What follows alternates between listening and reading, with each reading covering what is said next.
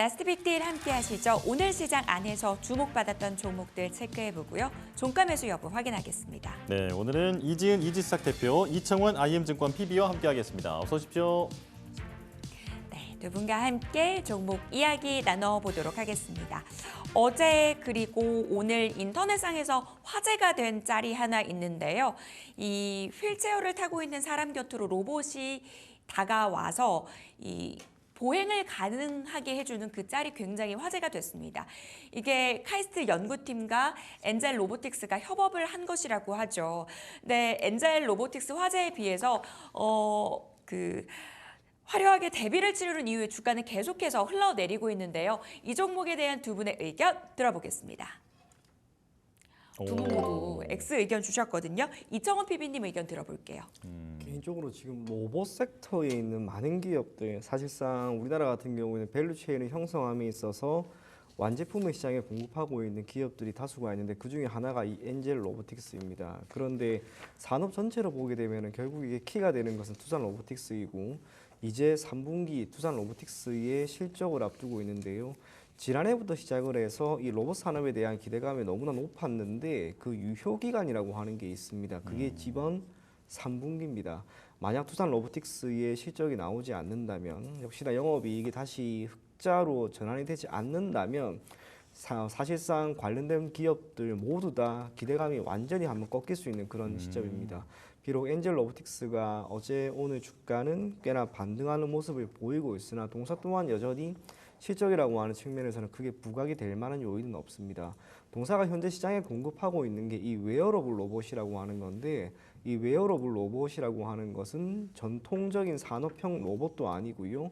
협동 로봇의 이 일부분인데 거기에서도 일부분입니다. 비록 삼성전자가 보핏의 출시에 따라서 웨어러블 로봇의 시장의 성장과 여기에 대한 투자를 한다 할지라도 그 자리는 의외로 크지 않다라고 하는 것. 즉 시장이 가지고 있는 파이가 크지 않은 상황에서 이 엔젤 로보틱스가 하지 기반 로봇의 시장에 출시를 해서 이걸 기반으로 이제 실적이 턴을 하겠지라고 하는 것은 상당 부분 어려움이 있습니다. 현재 기준으로 비슷한 제품을 시장에 공급하고 있는 로봇 기업이 하나가 있습니다. PNS 미케닉스라고 하는 기업인데요. 이 기업 같은 경우에는 실적이 나와요. 하지만 엔젤 로보틱스는 우선은 실적이 받쳐주지 않는 상황이다라고 하는 것을 우리가 꼭 인지를 할 필요가 있고 이런 상황에서 투산 로보틱스가 만약에 실적까지 안 나온다면 로봇 산업은 말 그대로 한번 꺾입니다. 조금 더 확장해서 한번 이야기를 해보자면 얼마 전에 테슬라의 옵티머스 휴머노이드 로봇이죠. 우리가 로봇 관련된 리포트라든지 이야기를 참 많이 듣다 보면 결국에는 가야 하는 그 방향이라고 하는 것은 이 웨어러블 쪽보다는 휴머노이드 로봇입니다. 그리고 여기에 대한 시장 점유율을 1차적으로 올리기 위해서 테슬라가 옵티머스를 공개했는데 개인적으로 그걸 보면서 느낀 게 파티, 춤추려고 그런 것을 만든 건 아니다라고 하는 거. 그래서 시장의 기대감이 한번 꺾이고 그 흐름을 우리나라에 있는 로봇 기업들도 이어가지를 못했던 거죠. 종합적으로 이야기하면 엔젤 로보틱스가 현재 엮여 있는 로봇 섹터 산업 자체가 실적이 현재 시점으로는 크게 나오지 않는다는 것과 동사 또한 그 흐름에서 크게 벗어나지는 못하고 있다는 것. 그래서 비록 반등이 조금 나오고 있다 하더라도 이제 시작이야 턴이야 라고 생각을 하기보다는 이 정도 시점에서는 우선은 잠시 멈추자라는 관점에서 X 의견 드렸습니다. 두산 로보틱스 실적이 만약 안 좋게 되면 로봇 산업 전체의 기대감이 한번 꺼질 수 있고 그리고 지금 현재로서는 웨어러블 로봇 자체의 파이가 그다지 크지 않다. 그래서 지금 들어갈 때는 아닌 것 같다 이렇게 말씀해 주셨습니다. 자, 다음 종목은 네오팜인데요. 정부가 저출산 대책을 발표하면 언제나 움직이곤 했습니다. 그리고 K뷰티 관련주로도 엮이고 있는데 자, 이 네오팜에 대한 두 분의 의견 들어보겠습니다. 자, 이번엔 두 분 다 종가 매수 의견을 들려주셨고요. 이지은 대표님 말씀 들어볼게요. 네, 네오팜 같은 경우에는 지금 과징금 관련돼서 이슈가 좀 있었는데도 불구하고 오늘 소폭의 하락을 하긴 했지만 추세적으로 큰 무리는 없고 또 금액에 대한 부분들도 그렇게 크지 않습니다. 한 1억 원 정도 규모라서 이 부분에 있어서 혹시 걱정하시는 분들은 크게 우려는 하진 않으셔도 될 것 같고요. 일단 네오팜은 우리가 이제 좀 잘 알려져 있는 기업 중에 이제 화장품 중에 하나인 아토피 치료제 관련된 이제 화장품 사업을 좀 영위를 하고 있는데 지금 관련돼서 그동안 이제 제로이드라는 아토피라는 약품이 병원에서 처방을 해서 이제 화장품으로 좀 사용이 됐던 부분이 있는데 이제 이 상품이 올리브영에 입점을 했습니다. 그와 관련돼서 앞으로의 그 올리브영에 대한 매출 효과 이런 것들 좀 기대를 해볼 만한 포인트로 생각을 하고 있고요. 또 워낙 그동안 방금 말씀드린 것처럼 저출산 관련돼서 이제 움직임이 나왔던 부분은 이제 뭐 아토피라든지 이런 어린 아이들이 사용할 수 있을 만큼의 굉장히 순한 화장품을 만들어내는 기업이다 보니까 이러한 부분들이 시장에서는 저출산 관련된 모멘텀과 함께 움직이기도 했지만 물론 그와 관련된 이슈와 모멘텀 플러스적인 요인이지만 저는 일단 K-뷰티 쪽으로 좀 기대를 많이 하는 부분이 있는데요. 일단 미국과 일본 시장의 진출에 대한 기대감과 그리고 해외 시장을 계속해서 판로를 넓혀가고 있다라는 점 이런 것들이 지금 이제 우리나라에서는 치료제 성격의 이런 화장품으로 유명했지만 그게 해외 시장에서도 그 효과를 좀 앞으로는 가져갈 수 있지 않을까라고 보고 있고 이 기업 같은 경우에는 영업이익률이 한 22% 정도 됩니다. 그만큼 실적으로 봐서도 굉장히 좀 단단한 그런 기업이라고 볼 수 있기 때문에 어떻게 보면 화장품 관련돼서 이런 완제품에 대한 기술력 그리고 제품이 좋다라는 것을 영업이익단에서 보여주고 있다라고 생각이 들어서 지금 추세적으로 봤을 때도 다른 화장품 기업들과는 좀 다르게 지속적으로 저점을 높여가는 모습을 보여주고 있어서 저는 좀 단기적으로 실적 시즌에 좋은 좀 퍼포먼스가 나오지 않을까라고 기대를 하고 있습니다. 네.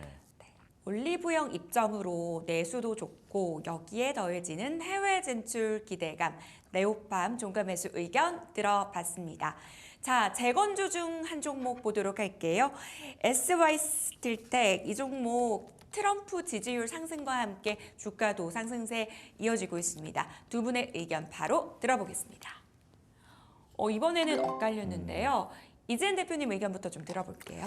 네, SY스틸텍 지금 굉장히 좀 큰 변동성을 보이고 있는 그런 네. 상황인데 일단은 물론 아직 미국 대선에 대한 불확실성이 다 불식이 되었다라고 할 수는 없을 것 같습니다. 트럼프 후보에 대해서 좀 더 우세하다라는 평가들이 계속해서 나오고 있긴 하지만 아직 결과론적으로 봤을 때는 결과치는 나온 건 아니지만 시장의 전반적인 미국 시장도 그렇고 우리나라 시장도 그렇고 지금 현재 있어서는 남은 기간 동안에는 약간은 트럼프 관련된 종목들이 단기적으로는 좀 더 시세가 나올 가능성이 열려 있다라고 생각을 하고 있고요.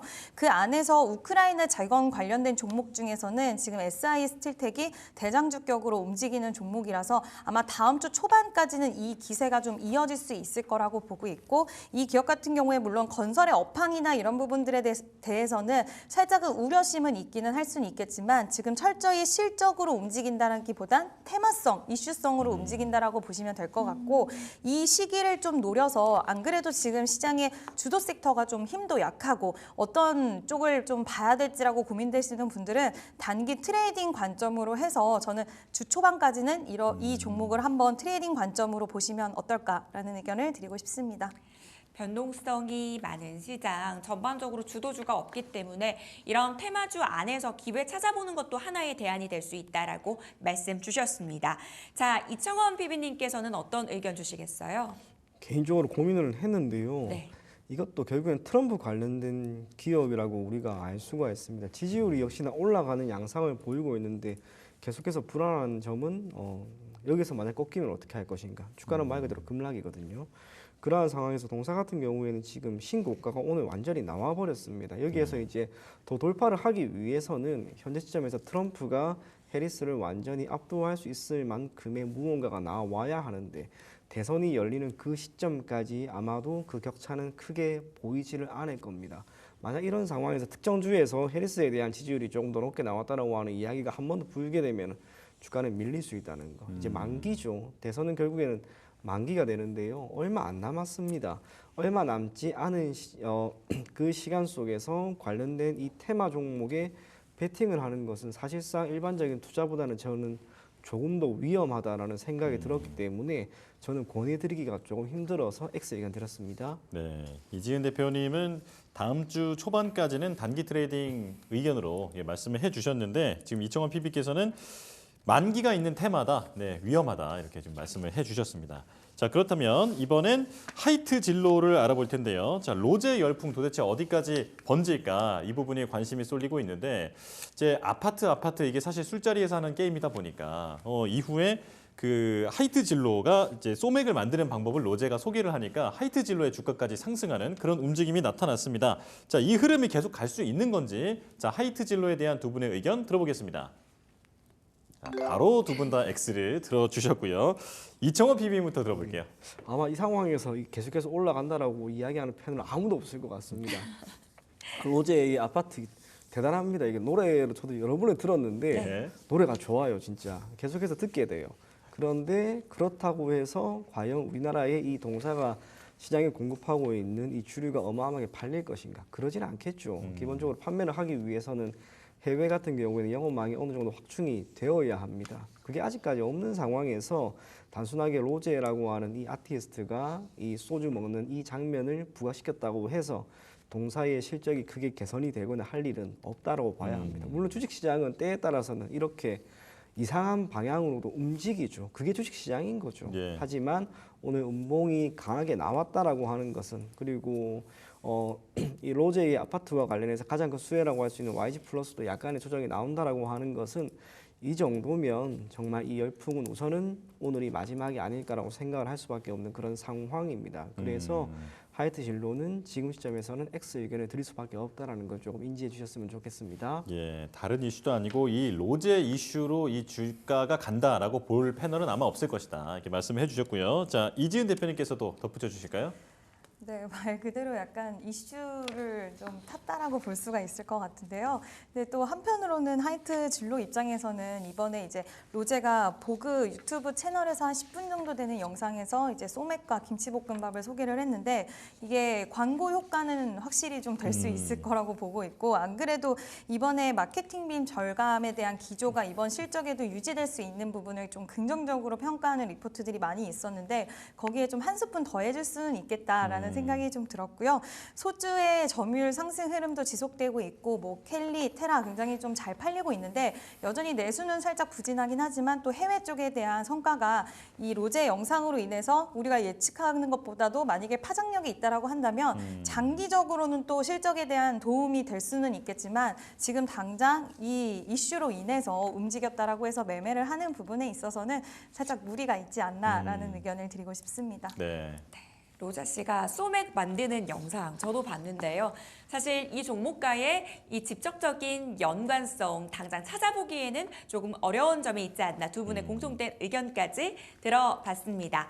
자, 방산주 이야기 나눠보도록 하겠습니다. 최근 지속적으로 지정학적 리스크가 시장 안에서 부각이 되고 있습니다. 그와 함께 방산주에 대한 관심도 높아지고 있는데요. 자, 코츠 테크놀로지 이 종목에 대한 두 분의 의견 들어보겠습니다.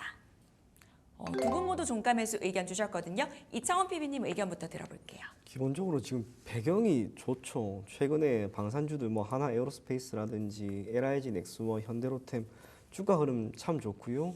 한국 항공우주 같은 경우에도 제가 흐름 보니까 52주 신고가가 며칠 안에 나올 것 같습니다. 그런 상황에서 그 밸류 체인을 형성하고 있는 몇몇 기업 중에 대표적으로 파이버 프로라고 하는 기업이 있는데 이 기업도 지금 최근에 신고가가 나와요. 그러니까 그렇다면 코츠 테크놀로지라고 하는 기업이 따라가지 못할 이유는 없지 않을까라고 생각을 할 수밖에 없습니다. 그도 그럴 것이 동사가 만들어진 그 배경이 뭐냐면 우리나라 같은 경우에는 방산 기업들 실질적으로 현대와 기아처럼 이 완성차를 시장에 공급하는 것처럼 완제품 시장에 공급하는 기업들은 두각을 나타내고 있는데 그 아래에 있는 밸류체인은 여전히 약하다는 평가가 많았었습니다. 그러한 가운데 태동을 하고 사업을 사실상 시작을 한 게 이 코츠 테크놀로지입니다. 정부 차원에서도 현재 우리나라의 자체적인 소모품이라든지 이 자재의 공급률은 10%도 현재 안 되기 때문에 이에 대한 부분을 확장하자 그렇게 선정된 기업이 코츠 테크놀로지이고요. 동사 같은 경우에는 실적이라고 하는 측면에서도 지난해부터 계속해서 나아진과 동시에 앞서 이야기한 것처럼 그 배경이 되는 건 K방산의 해외 수출 규모인데 제가 지금 모니터에다가 이렇게 한번 띄워놨는데요. 예. 2022년에 172억 달러로 가장 높은 순이었습니다만 올해 우선은 이게 넘어갈 거라고 보여집니다. 이렇게 산업이 성장을 할 수 있는 상황에 놓여 있고 현대로템, 하나 에어로스페이스, LIG 넥스원 실적으로 보여주고 있는 거죠. 코츠 테크놀로지라고 하는 기업은 인베디드 시스템이라고 합니다. 일반 차량은 아니고요. 탱크라든지 기타 항공, 전투기 안에 들어가는 한 가지 SI 시스템이라고 생각하시면 좋을 것 같습니다. 이거에 자체적으로 시장에 공급을 하고 있습니다. 우리나라에는 유일합니다. 그렇게 유일한 기업이 추후 전차에 대한 판매가 더 늘어나고 앞서 이야기한 이러한 기업들의 판매량이 더 늘어난다면 자연스럽게 수혜를 받을 수밖에 없는 그런 상황인 거죠. 방산 기업인데도 불구하고 영업이익률이 20%가 넘어갑니다. 그것도 밸류체인을 형성하고 있는 기업이 그렇습니다. 완성차 같은 경우에는 부품사라고 할 수 있는 현대모비스, 현대위아 또 그 아래에 있는 성우하이텍 영업이익률 20% 넘어가는 것은 말 그대로 꿈의 숫자입니다. 그런데 그걸 지금 보여주고 있는 기업이기 때문에 주가는 결국에는 추가적으로 더 오르지 않을까라고 생각을 할 수밖에 없을 것 같고 주가 흐름도 한번 보게 되면은 7월 16일에 우선은 고점을 기록을 하고 이후로 쭉 밀렸는데요. 최근에 방산주들 움직임 괜찮죠. 그런 상황에서 이 구간 대략 22,000원 내외에서 한번 장대 양봉 나오면 저는 결국에는 7월 16일에 기록한 3650원 이걸 뚫으러 갈 거라고 봅니다. 보유하고 계신 분들은 조금 편안하게 있어도 되는 그런 종목이다라고 생각이 된다는 점에서 가급적이면 매도하지 마시고 조금 끌고 가시고 신규로 한번 들어가 볼까 그렇게 생각하시는 분들은 굳이 어떤 시점에 들어갈까 고민할 필요 없이 그냥 지금 시점에서 조금 담아보자 그렇게 이야기 전해드리도록 하겠습니다.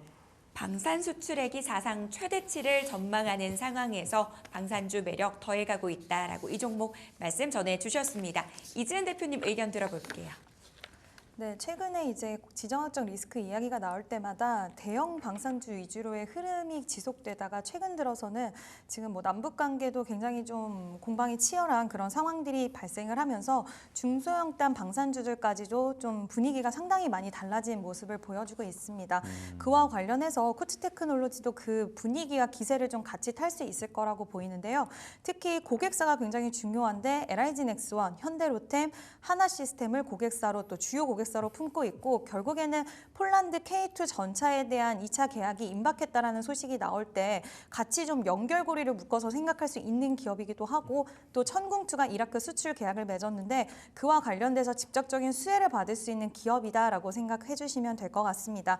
상반기에만 수주 잔고가 지금 1,051억 원이 되었는데 앞으로 기대할 수 있는 추가 수출에 대한 모멘텀을 생각했을 때는 더욱더 실적에 대한 기대감 가져가실 수 있고요. 폴란드뿐만 아니라 뭐 루마니아, K2 전차 이야기도 나오고 있는 만큼 지금 중동 쪽에 대한 시장도 무궁무진하다라고 생각이 됩니다. 그와 관련돼서 수혜 구조를 그대로 가질 수 있는 기업이기 때문에 저는 코츠테크놀로지 오늘 뭐 주가가 시원한 상승세가 나오고 있진 않지만 전반적으로 방산 중소형단 종목들 안에서도 순환매가 일어나는 만큼 다음 주에는 좀 더 탄력 있는 모습을 기대해봐도 좋지 않을까라는 의견을 드리고 싶습니다. 네. 자, 코치 테크놀로지에 대해서 얘기를 들어봤는데 시간이 조금 남아서 추가적인 질문 하나 드리고 싶습니다. 이청원 PB님, 네. 저는 지금 클래시스 전망을 한번 여쭤보고 싶은데 네. 최근에 매각설 나온 이후에 급락을 이틀 연속 하더니 또 오늘은 미용 의료기기 쪽에 반등이 나오면서 클래시스도 좀 다시 올라왔습니다. 네. 이거 지금 어떤 상황인 건지 그리고 앞으로 주가 전망은 어떻게 보시는 건지 궁금합니다. 동사에 대한 리포트 최근 읽어본 게 하나가 있었는데요. 그 자료에 따르면 우선은 이번에 있었던 이런 노이즈라고 하는 것이 기업 가치에 미치는 영향은 미미하다라고 하는 그런 평이 있었습니다. 그리고 동사 같은 경우에는 결국에는 피부 미용 의료 기기를 시장에 공급하는데 이 시장에 지금 가지고 있는 특징은 기존에 완성된 장비를 시장에 공급하는 게 아니라 그걸 기반으로 그 안에 있는 소모품을 기반으로 한 매출액이 계속해서 늘어나고 있는 거죠. 그건 단순하게 동사뿐만이 아니라 비유도 마찬가지입니다. 그렇다면 앞으로는 완성된 제품을 시장에 공급하는 기업들이 당연히 늘어날 수밖에 없겠지만 자체적으로 생산해내는 이런 소모품을 기반으로 한 매출액과 이를 기반으로 영업이익은 계속해서 늘어날 것이다라고 하는 그런 전망이 있습니다. 그리고 매각설 자체는 나쁜 건 사실 아니거든요. 매각이 된다라고 하면은 가격을 어떻게든 높여서 팔려고 하는 의지까지 보여진다면 주가는 저는 반등할 수 있는 흐름을 보일 것이다라고 생각을 합니다만 아쉽게 주가가 한 차례 꺾이긴 했습니다. 그래서 우선은 지금 대략 53,000원 내외에서는 당분간 횡보하는 모습을 보이다가 장대 양봉이 한번 나오면 그때는 추가 매수 한번 해보시고 그게 아니면 당분간 관망할 것을 권해드리겠습니다. 네. 클래시스에 대한 의견까지 들어봤습니다. 저희는 마감 지보 듣고 돌아오겠습니다.